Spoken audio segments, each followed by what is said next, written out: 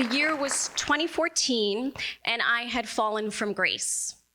I was fired not from one, but from two of the most prestigious and lucrative jobs I had ever had.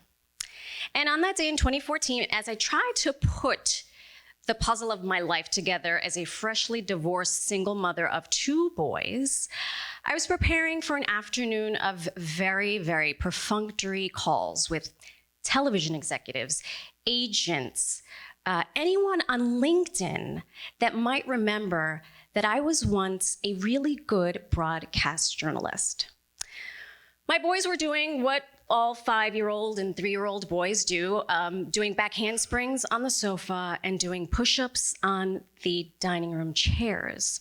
And from the other room, I yelled, "If you don't let me take this conference call, we will be poor." The call, it did not last very long. It was uneventful. It was just another, "No, Marysol, we're not hiring for that right now," or, "You know what? We don't have room on our roster for that kind of talent." And so I hung up, slumped into my laptop, and as I slumped, a note was passed onto my desk. It was my son, and he sent me this note that he wrote, and it said, "Are we really gonna be poor?" My name is Marysol Castro. I am a broadcast journalist. I am the creator of Marysol Castro Media. I am the public address announcer for the New York Mets. That post made me the first female PA announcer for the New York Mets and the first Latina PA announcer in all of Major League Baseball. But let's start from the beginning, because I wasn't born on third and thought I hit a triple. Being the first Latina in that space was not odd, because I had been the first Latina, or at least one of a very small handful of Latinx throughout my entire career. And that actually tracks, because according to 2023 data by the Latino Donor Collective and the National Association of Hispanic Journalists, there are currently 0 Latino executive producers in broadcast news shows. Latinos make up roughly 12% of all on-air talent. Less than 1% of that on-air talent is in the role of main host or anchor. I was that less than 1% when I hosted Good Morning America and CBS News, The Early Show. No pressure. I'm gonna fill in some blanks. So I'm the youngest of 4 children. I grew up on Baychester Avenue in the Bronx. My first aspiration in life was to play shortstop for the New York Yankees, and if that did not work out, I would become the first Puerto Rican senator for the fine state of New York. 1-ish out of 2 ain't half bad. From Baychester Avenue, I went to a small Quaker boarding school in Pennsylvania, and oh my goodness, there were 5 other Latinos there. At least I wasn't alone. When I was at Westtown, my boarding school, I was told that I sounded like a Puerto Rican from the Bronx, which is so funny because I am, in fact, a Puerto Rican from the Bronx. And when I came home to my friends on Baychester Avenue, they told me I sounded white. The only place that did not care what I sounded like was the playing field, the volleyball court, the balance beam, the track, the rugby pitch. Sports became my refuge, and the pen became my sword. After Wesleyan University, I taught high school English at a private school in Brooklyn, while I tried to figure out if law school was for me. It wasn't for me. Instead, I spent 10 months at the Columbia University Graduate School of Journalism. And when I graduated, I was certain of 2 things. Just 2 things. I wanted to produce and or write and make someone else really famous. And I wanted to stay in New York City. And at the end of our classes and before graduation, there was a career fair at the prestigious Pulitzer Hall. You know, I walked around the room, dropped my resume in front of so many people. I had no idea what I was supposed to say to these people. And then one person did engage me. I dropped my resume, and happened to be a television executive from a legacy network. I told her what I wanted to do, and she looked at me and she said, well, Ms. Castro, here's what I think you should do. I think you should consider moving to a really small town in the middle of the country and write for a newspaper, because I don't really think you have what it takes to work in television. 2 weeks later, I was working in television in New York City. Pa que tú lo sepa. News 12, the Bronx, except in a strange turn of events, I was in front of the camera. The day I held a microphone in my left hand and I stared into the lens of my camera, I felt at home. I was talking to the neighbor that would just as soon hit me with a chancleta because my mom was at work. I was talking to the innocent man who was beaten within an inch of his life because he was searching for his wallet, but the cops thought it was a gun. I was talking to the Dominican pelotero who was dying to make it to the big leagues. He had dreams of it, but he had never met a baseball agent or a lawyer who spoke Spanish. I was finding stories that no one else found, which was crazy to me because they were right there. They were all right in front of me. I navigated the streets of Soundview, of Highbridge, Wakefield, because I knew them really well. And I could speak to neighbors in English or in Spanish. I was a real journalist telling real stories that mattered. And strangers would stop me on the True train and they'd say, Mija, you make us proud. 3 years later, in 2003, I made it to the bigs. Good morning, America. I never aspired to work at the network, but when Diane saw your calls, you put on your best Macy's suit and you go. I had spent 3 years at News 12 covering real stories, the mayoral election, the Danny Almonte scandal, 9/11, the transit strikes, the war in Iraq. Good Morning America wanted to hire me to do weather. I'm not a meteorologist. I said, fine, I'll do it. I asked if they wanted me to become a meteorologist, and they said, no, you'll be fine. On my first day of work, when I walked into my office, I found 2 things on my desk: weather for dummies and geography for dummies. Yes, I was the only Latina anchor, and yes, I knew I was checking a box for the network. I didn't care. I was in the door, and I knew that door was not held open for a lot of people. But for 7 years, I was at the height of my powers. When I wasn't covering every major national disaster, I was enterprising stories about invisible students, which we now know as dreamers or undocumented students. I drove a pace car with former Secretary of State Colin Powell, who is also from the Bronx. I played football with Tom Brady. I put Miley Cyrus, Justin Bieber, and the Jonas Brothers, I don't care if you like them or not, I put them on TV for the first time. I was also invited to and covered the inauguration of one President Barack Obama. I watched Danica Patrick become the first female IndyCar racer, and I convinced the network at the time that they should cover this award show called the ESPYs. Marysol, what's that? Trust me. I had every resource imaginable and the eyeballs of the entire country. So when the Daily News called and they wanted to interview me, one of the questions was, how do you feel being a Latina at the network? I searched the database of my brain. And I said, listen, I just want to be a good journalist. And if people identify me as Latina, fine, period, full stop. Halfway through my tenure at ABC, I was sent to a coach to work on my diction, which is a highbrow way of saying, you sound like a Puerto Rican from the Bronx, Patty.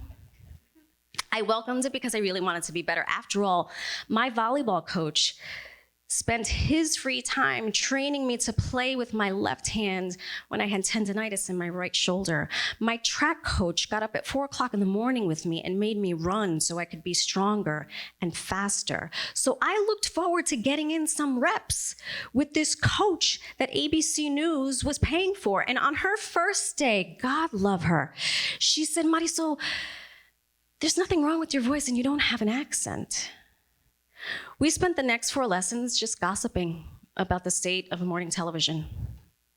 Around the same time, I was told that the network had brought in a stylist to, quote, help Marysol look less chica chica, end quote. In 2010, freshly divorced, 2 young boys, I was told my contract would not be renewed. That's euphemism for, you're fired, Castro, you're fired. I asked, did I do something wrong? Is my reporting faulty? Did I somehow falter in my on-air duties? No, we're just moving in a different direction. Their parting gift was to let me craft the message to the media about why I was leaving Good Morning America, ABC News. And I was advised that playing the mommy card would probably go a long way. A few months later, I signed a different contract, this time CBS News. I sure did picture myself Sunday mornings hosting that CBS Sunday morning show. 9 months into a 2-year contract, I was let go. No parting gift this time. The press had a field day with me.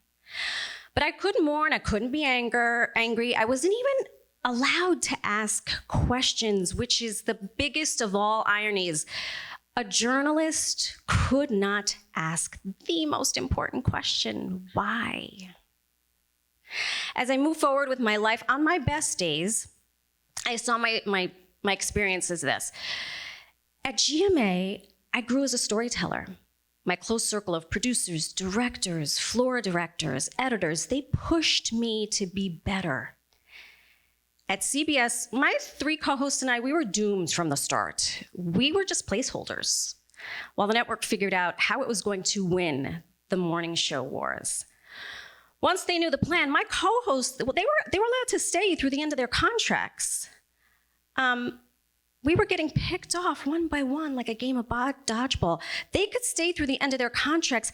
I was told to leave the same day that the president of CBS News asked me to meet him in his office. I didn't get to see the rest of that contract out. It was a Friday. My eldest son had just walked into kindergarten class for the first time, and I was getting fired again. At CBS, no one was rooting against me. They weren't rooting for me. To them, I was a non-issue. In a matter of months, I went from having a very, very robust bank account to having a few $100s. My agent was suing me. My rent was not getting paid. No one in media would hire me. My lights were cut off, and I emptied my son's piggy bank to pay for groceries. We were evicted. The scarlet letter I wore had a tilde on it. It was an ñ, and all I could hear was no. Latinos make up 30% of the United States population. Why is it then that we don't make up 30% of all industries? We're not a monolith. Some of us speak Spanish, some of us speak English, some of us speak Spanglish. The vast majority of US-born Latinos in this country consume their information in English. So in 2013, I set out to challenge the television status quo by creating the first ever bilingual talk show. I didn't have money, but a killer Rolodex. If I didn't know a decision maker at the top, I knew someone who did. My team and I shopped that thing everywhere. You name it, we went. And in every single one of those rooms where we pitched this show, we got the same question towards the end. Marysol, how do I convince my viewers in the middle of the country that you're actually American? Because they don't realize that Puerto Rico is part of the United States. NBC, before it became Peacock, NBC Universal, they embraced my Latinidad. The idea of the show, they thought, maybe we can make some money off of this thing. It made sense, though, because the parent company also owns Telemundo. But their version of a bilingual talk show was to do an hour in English and an hour in Spanish. That was not my vision. Also, you gonna pay me for doing that extra hour? Nah. Ultimately, we lost the pilot war to Meredith Vieira. And on my way out, an executive from Telemundo pulled me to the side and she said, Marysol, this is a great concept. Don't give up. Just one thing. When you speak Spanish, you sound Puerto Rican. Can you sound Mexican? Brutos, todos. All right, it's still 2013. I'm still broke. There are still no Latinos in positions of power in media. I get evicted a second time.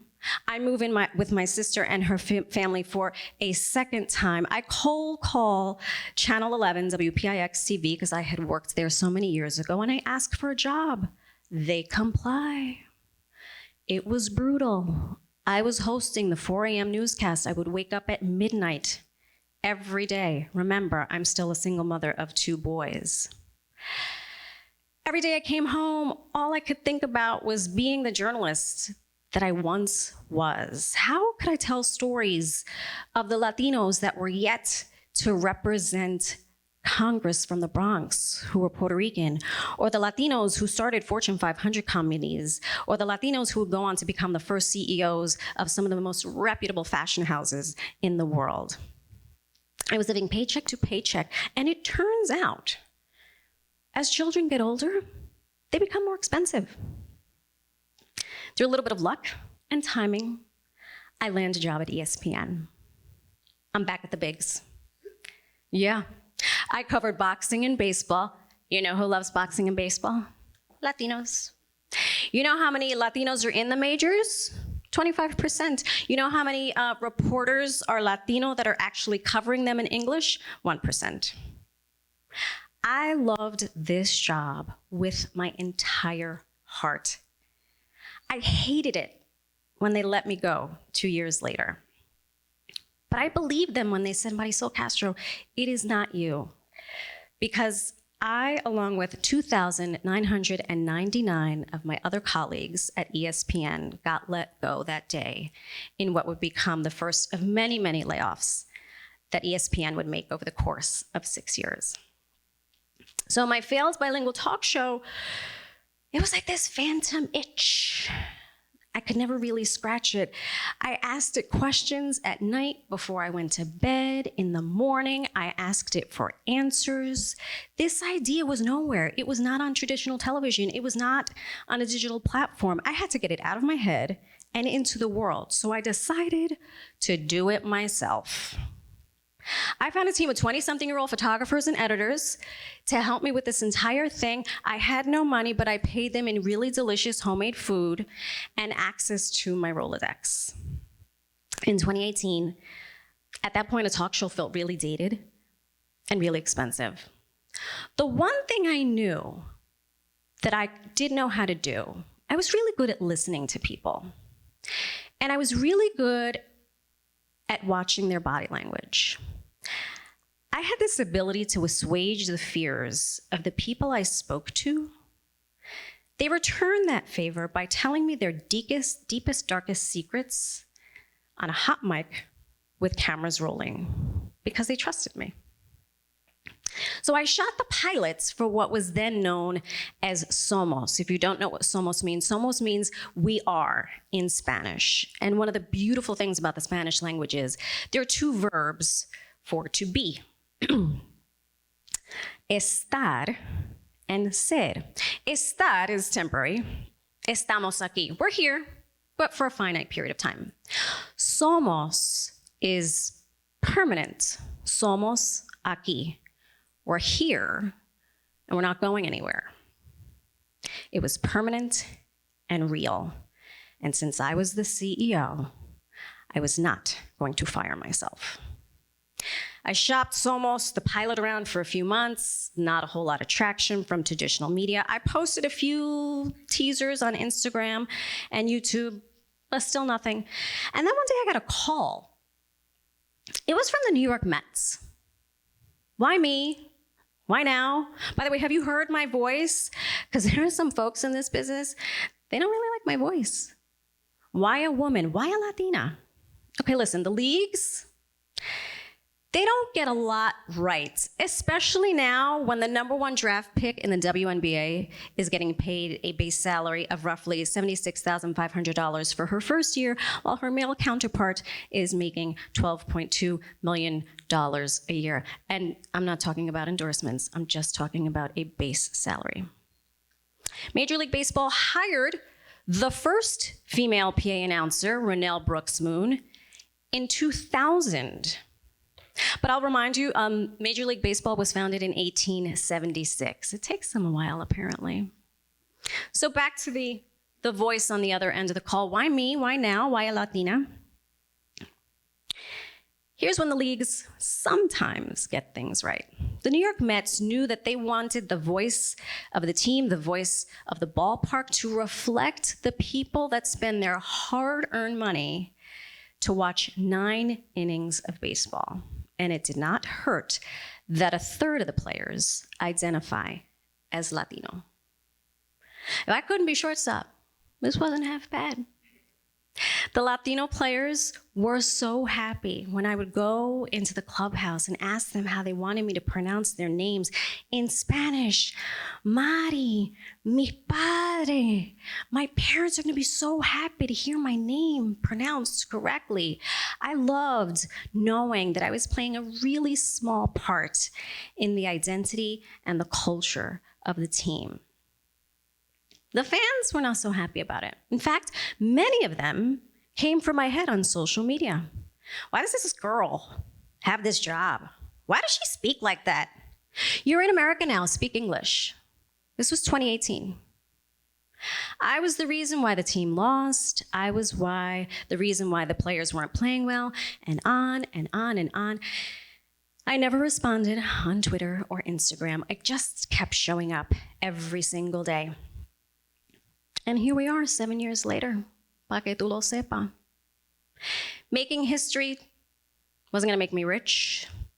The phantom itch of Somos still was not going away. I needed help and I knew I couldn't do it alone. As my confidence grew, I started whispering to friends, old and new. I found a different set of circles, and before long, I found myself in a circle of really powerful Latinos. Where have you all been? We've been here the whole time, Mari. Welcome. I've found circles that cross all the industries: finance, tech, politics, entrepreneurship. They believed in the work as much as I did. And then I knew I needed to partner with someone that had the business acumen that I didn't possess. And it turns out he's a Cuban from Harlem that I had met in the 90s. When I tell him about Marysol Castro Media and Somos, he calls his team, and we set out to shoot the first show, Latina Disruptors. It's a show about Latinas you've never heard of, but trust me, you will, and all these stories are told by me. That fall from grace feels like a lifetime ago. My goals were too big, probably too scary for those powerful people in those powerful places. Every time I got knocked down, I picked myself up. Every time I refused to accept the status quo, or refuse to accept mediocrity because trust there is no one harder on me than me, I was laying the groundwork for something way bigger than me, way bigger than all of us. So if you see a show, a podcast, a movie with Latinx leads or writers or producers, go pay the money and watch. While you're at it, turn on the WNBA. Better yet, buy a ticket. There is a Boricua draft player on the New York Liberty and 2 Latina drafts playing for the Indiana Fever. I know I'm onto something. I know because I have butterflies in my stomach again, because for far too long I have been on autopilot. My boys and I may have been broke, but we were never poor. Thank you.